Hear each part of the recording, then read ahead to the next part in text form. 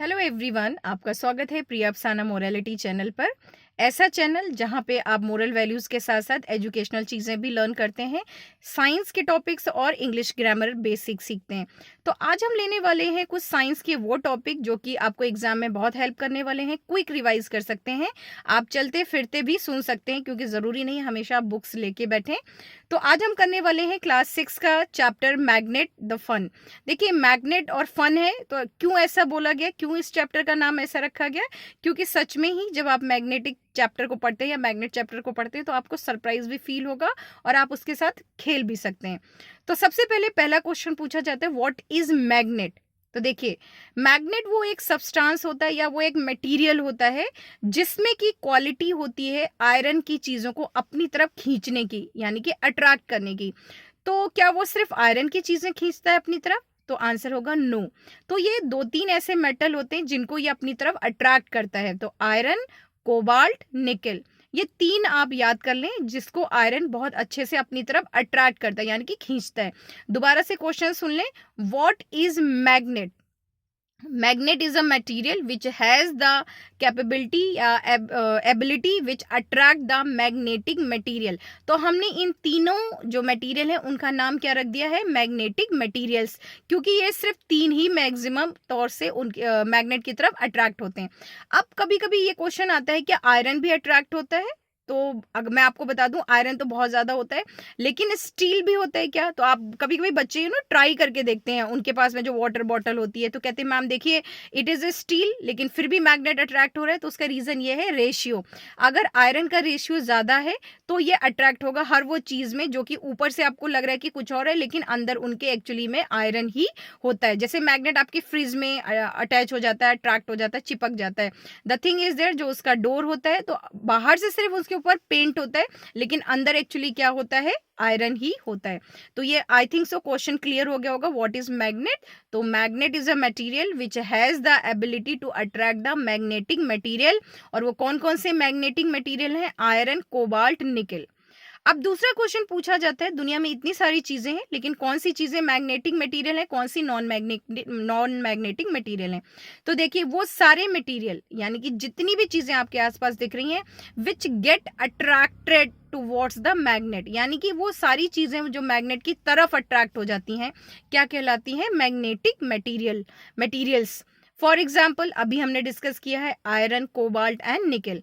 दोबारा से बताती हूँ, व्हाट आर मैग्नेटिक मटेरियल? तो सुन लीजिए, the material which gets attracted towards the magnet are called या is called magnetic material. For example iron, cobalt, nickel.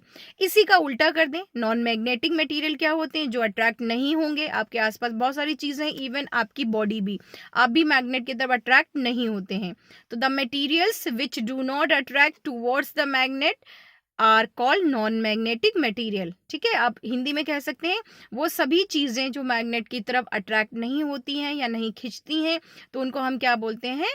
Non magnetic material. इसमें एग्जांपल आप कुछ भी दे सकते हैं, वुड हो गया, वाटर हो गया, प्लास्टिक है, रबर है, etcetera.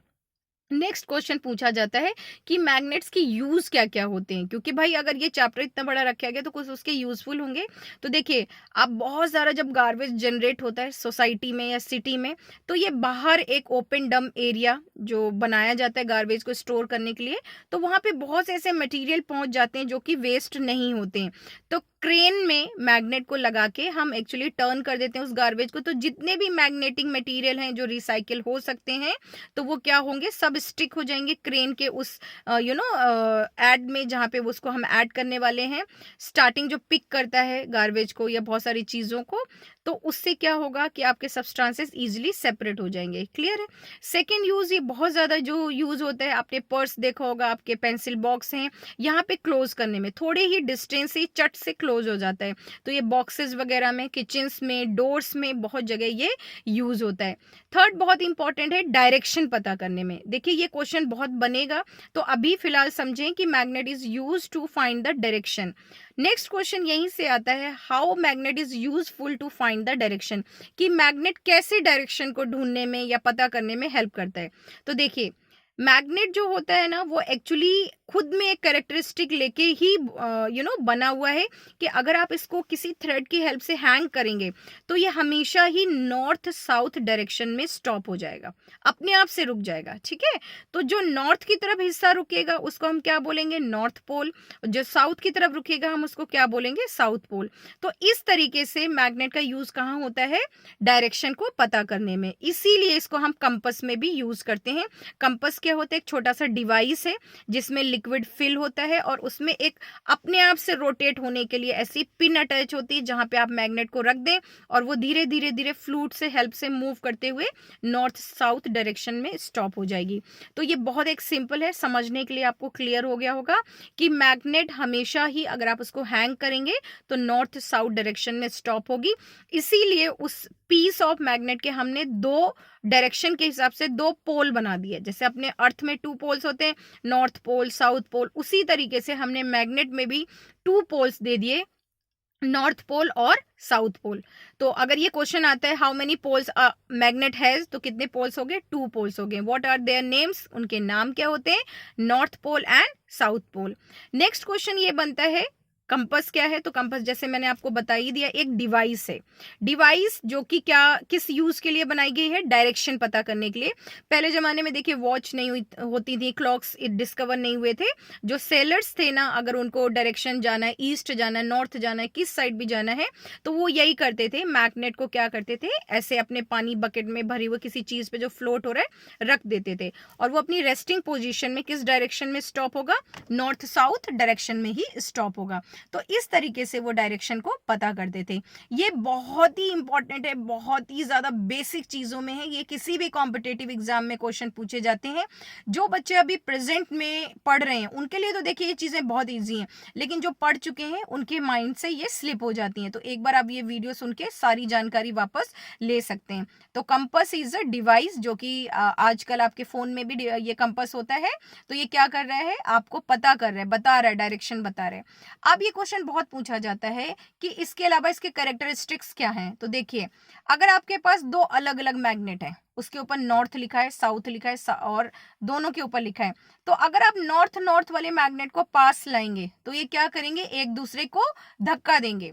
When they will push each other, this process is called repulsion. ठीक है, तो अब ये क्वेश्चन आता है, same poles of magnet dash each other, तो क्या होगा, repel, REPEL, repel each other.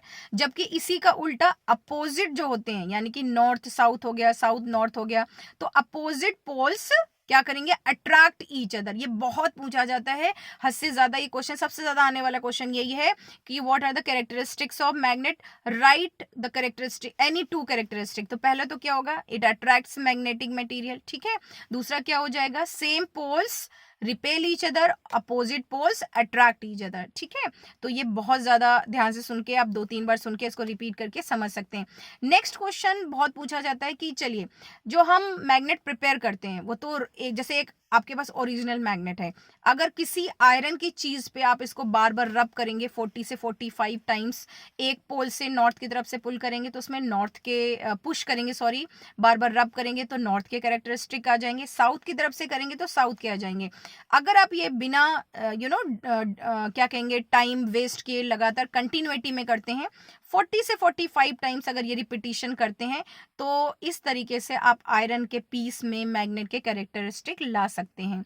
तो आर्टिफिशियल जो मैग्नेट्स होते हैं उनके बहुत सारे शेप हैं जो फैक्ट्रीज वगैरह में, इंडस्ट्री में प्रिपेयर किए जाते हैं, बट नेचुरल मैग्नेट का कोई भी शेप नहीं होता है, बिकॉज ये रॉक्स में पाए जाते हैं। समझ रहे हैं, जैसे आयरन हो गया, बहुत सारी चीजें मेटल्स हैं, रॉक से निकाली जाती हैं, उसी तरीके से मैग्नेट में ओरिजिनली में ये रॉक से निकाला जाता है। तो ध्यान रखिएगा, ये क्वेश्चन कभी कभी पूछा जाता है, does magnet has any shape, तो natural magnet does not have any shape, क्योंकि रॉक्स का कोई भी शेप हो सकता है, जबकि जो आर्टिफिशियल मैग्नेट्स हैं they have a different shape, round shape, horse shoe shape, और आपके U shape magnet, cylindrical magnet, button shape magnet, ये हो गए। लास्ट जो बहुत इंपॉर्टेंट क्वेश्चन पूछा जाता है, अगर कोई चीज आर्टिफिशियल है तो डेफिनेटली वो खराब भी होगी। तो आर्टिफिशियल जो मैग्नेट है, जितने जल्दी वो बन जाते हैं, उनमें मैग्नेट के कैरेक्टरिस्टिक्स आ जाते हैं, उतनी जल्दी उनकी वो पावर खत्म भी हो जाती है। तो उस मैग्नेटिक फोर्स को प्रोटेक्ट करने के लिए आप क्या करेंगे, आप उनको कवर करके रखेंगे। अगर आपके पास में ट्यूब मैग्नेट है तो उसको स्टॉपर आते हैं, वुडन आते हैं, प्लास्टिक आते हैं, उसको कवर करके रखेंगे।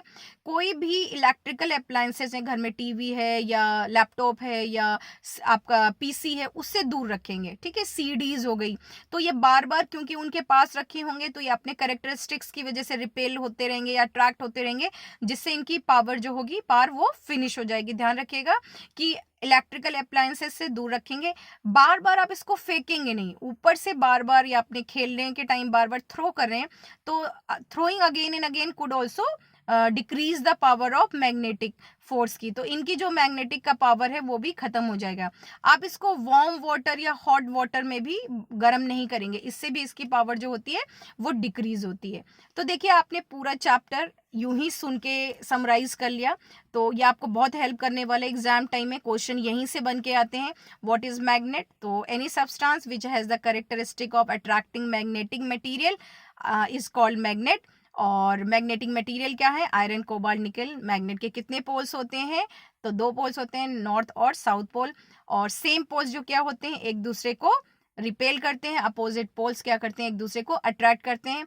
How can you make artificial magnet? तो बाय रबिंग मेथड। तो आप एक मैग्नेट से आयरन के पीस पे रब करके 40 से 45 टाइम्स में थोड़ा बहुत आर्टिफिशियल मैग्नेट बना सकते हैं।